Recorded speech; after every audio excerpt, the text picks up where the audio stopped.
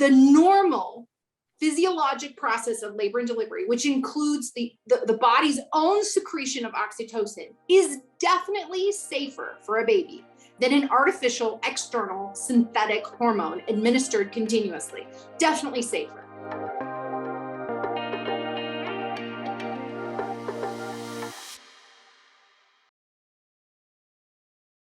We are starting off season 2 reacting to a reacts video. There are some OBGYNs, high-risk OBGYNs, who have reacted to common childbirth myths.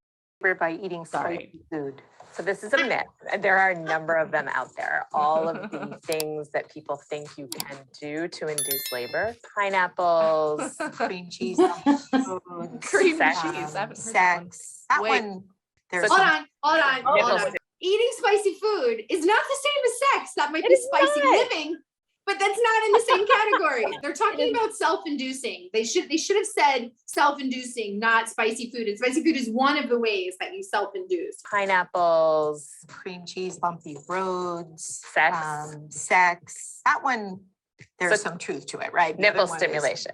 That's not a myth I either, know it's not a myth. Nipple stimulation actually does work. The tough part about nipple stimulation is that you get so many contractions at once, your baby doesn't love it. The sex and the nipple stimulation have sort of valid, plausible reasons why they may help, but I think there's not sort of a protocol for how to do it and how to do it. Yes, there is. Yes, there is. Yes, there's absolutely a protocol. I was at a birth one time as a doula. Medications and this mama had, I mean, it was a necessary induction. It really, really was. Her blood pressure was like 150 over 110 consistently, protein in the urine.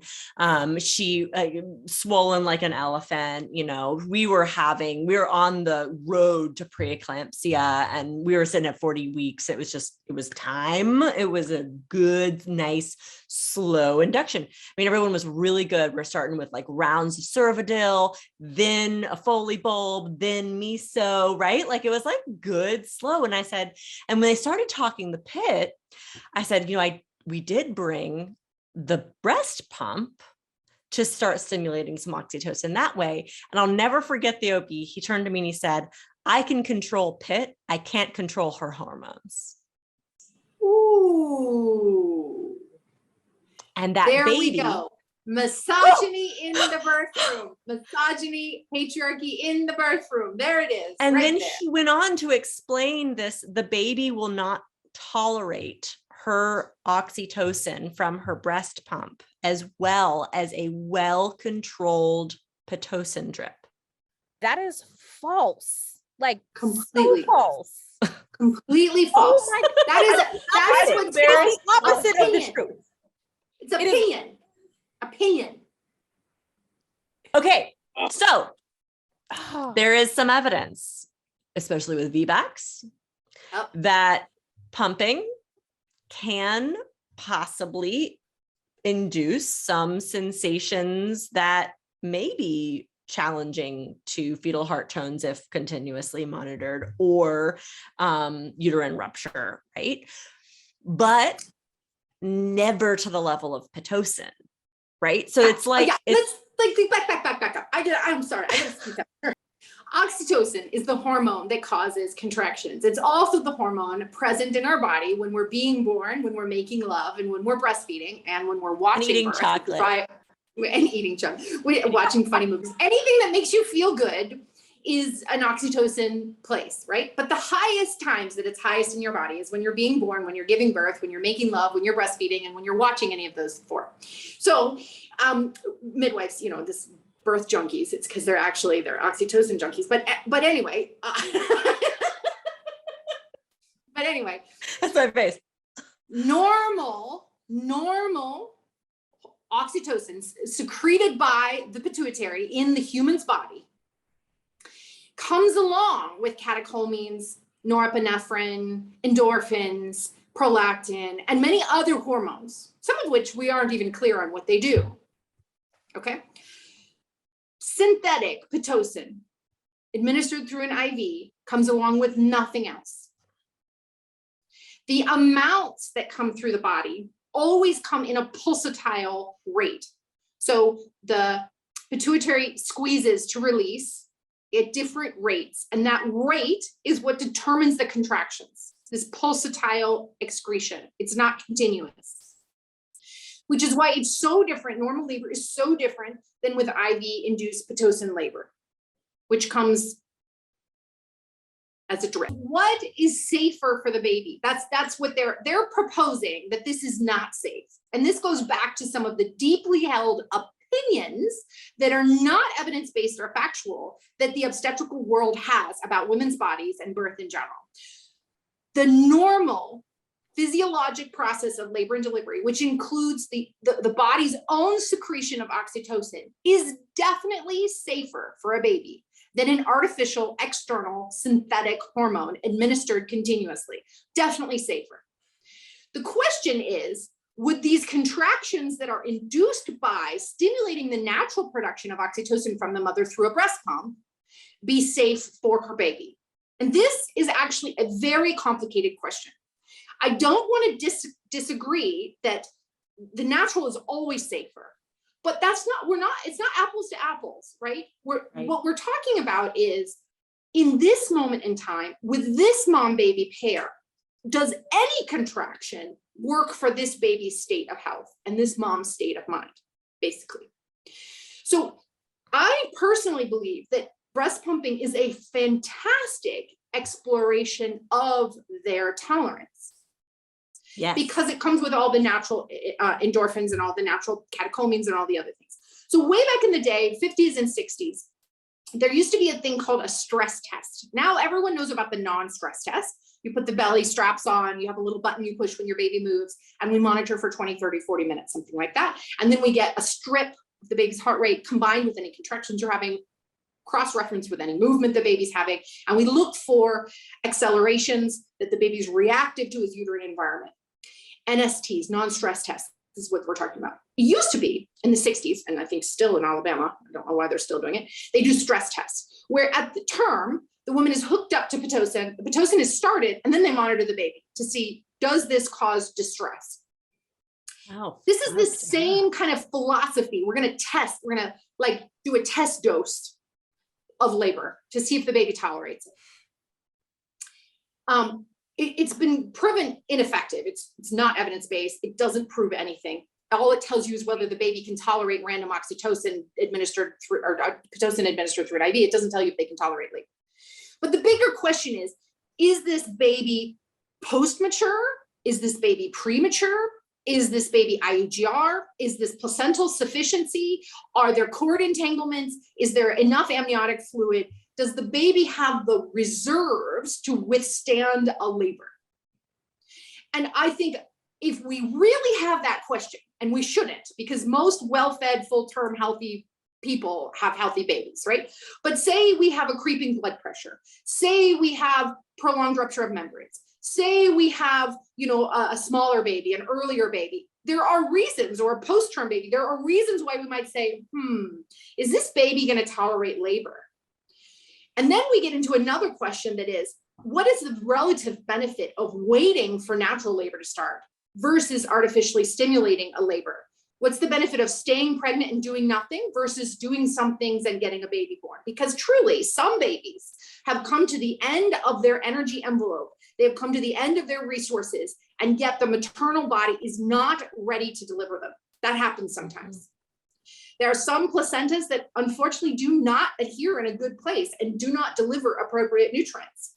There are some babies who are experiencing intrauterine growth restriction, and then there are other things that we're not even talking about. But it is a real thing that we get to almost term or post-term with a baby who's not doing as well as we would like. And the real question arises, would they be better outside versus waiting for normal labor to start? And as we wait, how much reserves do we use in order to then get to labor? And then how long will labor be? And how much can they all tolerate? These are very valid questions. But to propose that the normal physiologic method is less safe than the artificial is ludicrous. And it points to the myths, the biases, the obstetric, patriarchal, misogynistic view that somehow women's bodies are broken and cannot facilitate normal birth, or that the normal physiologic process is not superior to their artificial, chemically controlled process. That's ludicrous. We have to break that myth. Yeah. Yeah. And, I think my response to the OBGYN was just kind of like, well, if the baby's not tolerating the breast pump, why would they tolerate PIT? Bingo. Bingo. Once we start PIT, it's And real hard to titrate down. You can take a Well, breast you pump can. off. Yeah. Yes, Like, both. You can take both off. Yeah. But the rate of acceleration with a breast Right. pump versus a PIT is significantly different. And once a baby is in distress, it's very hard to say, let's just see. No, you deliver Well, the and baby. titrating down is one thing. Stopping it all together creates a whole nother mess, right? And so it was just like this huge aha moment of this fear of physiology in It is a fear of physiology. That is obstetrics. what exists in obstetrics. Absolutely. Absolutely. I want to go back to this myth that they're talking about. Does spicy food induce your labor? Maybe. In my courses, I teach about natural physiologic methods of induction, not pharmaceuticals. So I want to be very clear.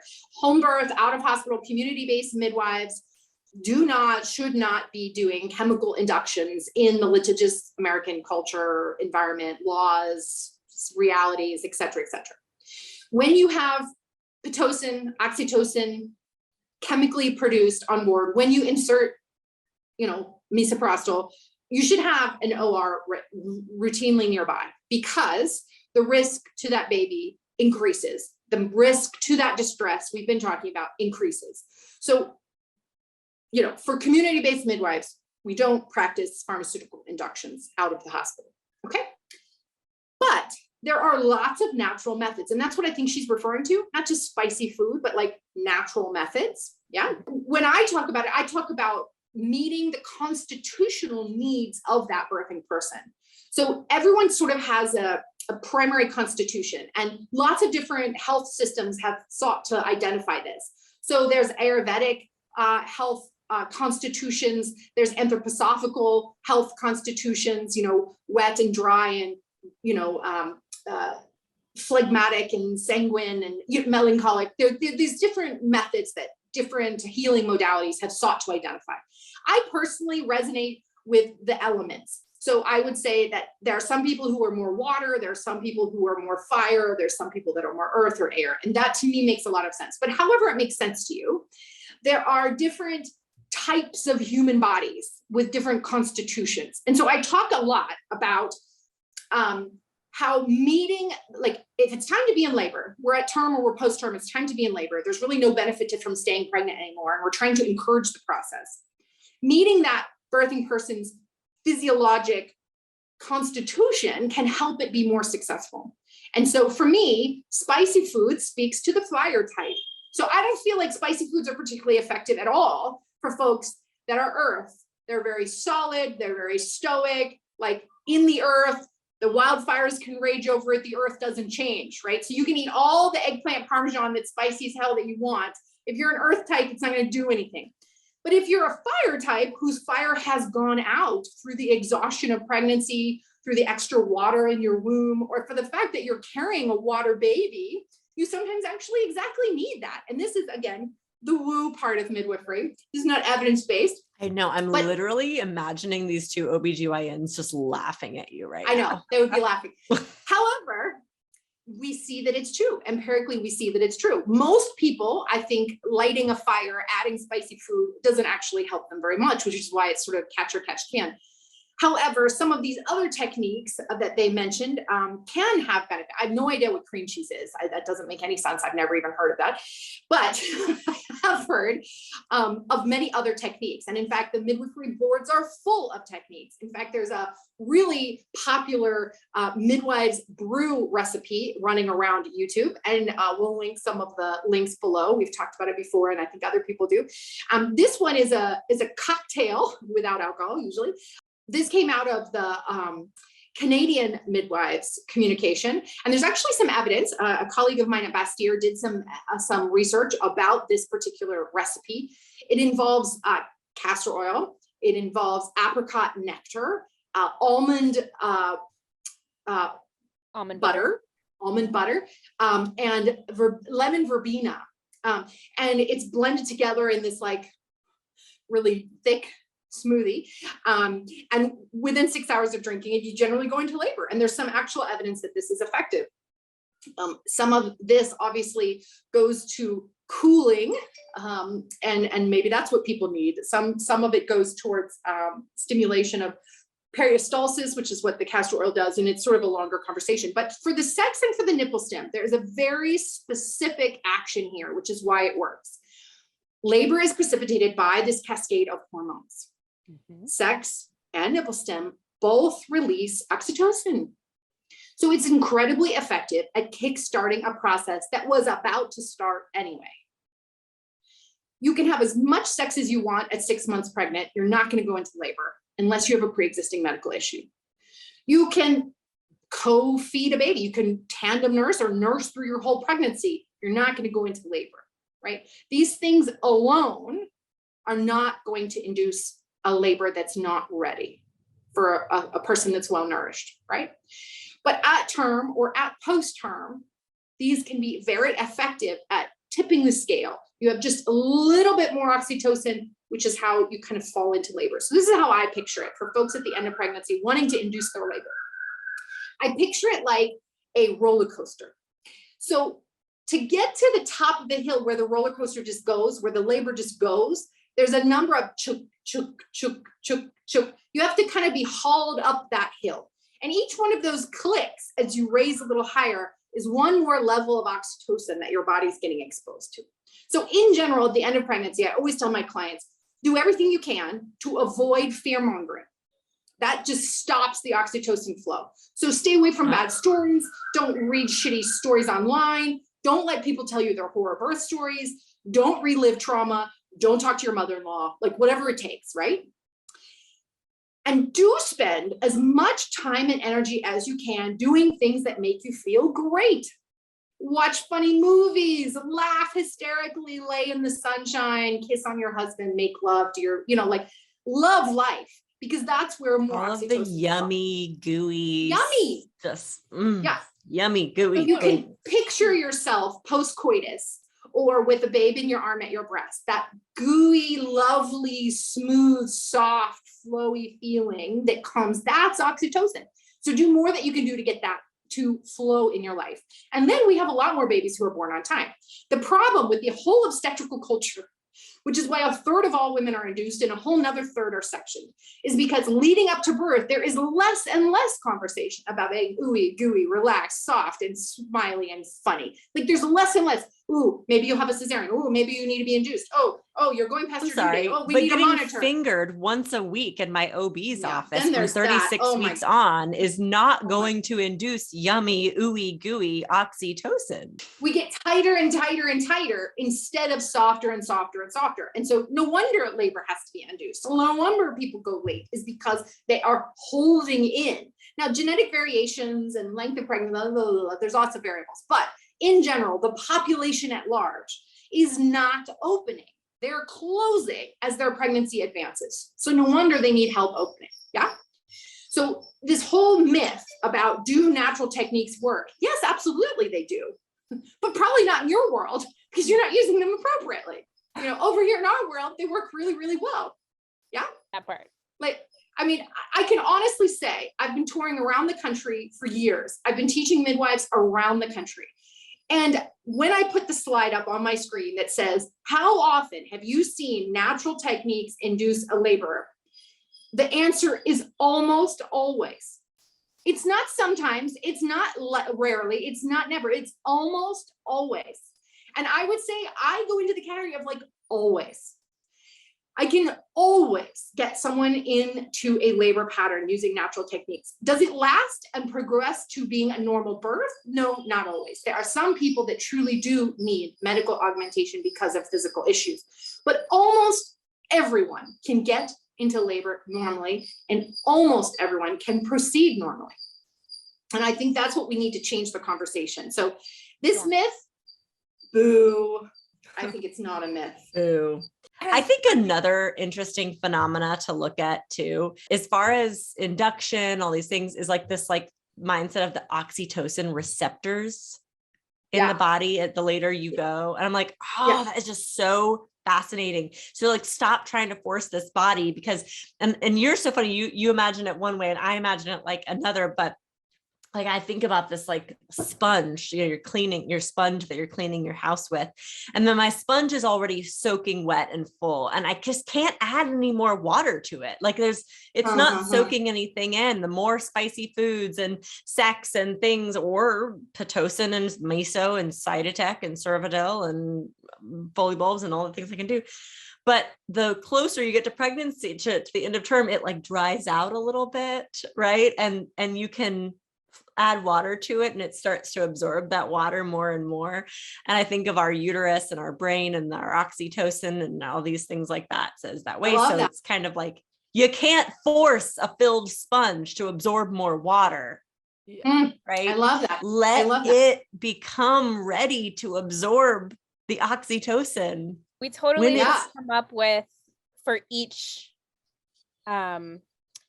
of those. Like, so you already have a fire one. Now we have a water one. So now we need an air example. And we need your receptor sites is a really important other consideration. And if you do, that's why we only do natural induction techniques for a total of 8 hours.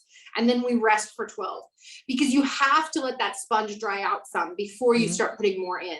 So the other major myth is that natural induction is slow. It's slow. Natural induction is not for emergencies. A chemical pharmaceutical induction is definitely for, we have to get this baby out today. And there are situations where that happens that are preferable to cesarean. And so I'm 100% supportive. But in the normal natural world, we're encouraging a labor because we're headed towards a cliff, but we're not anywhere near it, right? So this might be post dates, or this might be a creeping blood pressure, or this might be water release with no contractions. There's things we're moving towards, but we've got plenty of time. A natural induction takes 24 to 72 hours.